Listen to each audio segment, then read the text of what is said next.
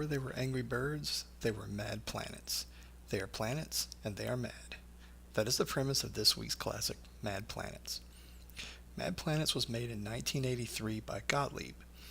Gottlieb was at the time most famous for his pinball machines, and it had just scored its first huge video game hit, Qbert, a year earlier.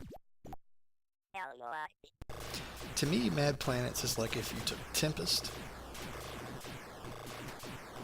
and Gyrus, threw them in a blender, and then took it out of the tube.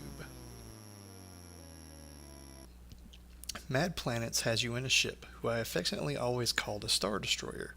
I mean, come on, that's what it looks like. Planets will all start on your screen small.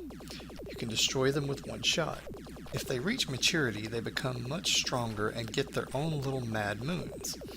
The planets are only somewhat upset at this point and start flinging moons at you. Once you have defeated all the moons around the planet, it becomes truly pissed off, and only now is it vulnerable to attack. There are also comets that randomly show up to make things more interesting, as well as spacemen to collect for bonus points. If you destroy all of the planets before they become mature, you get extra bonus points for that wave. Every few levels you will enter a bonus round where your only goal is to catch the space guys. Mad Planets has never had a home version.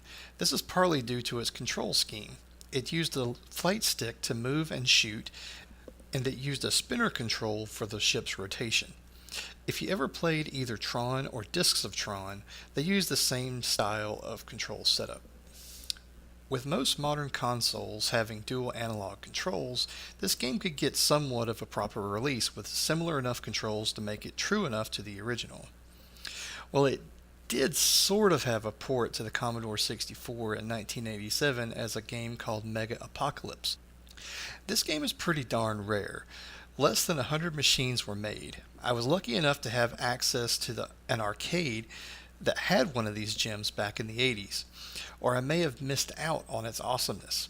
I highly recommend checking it out if you can find one.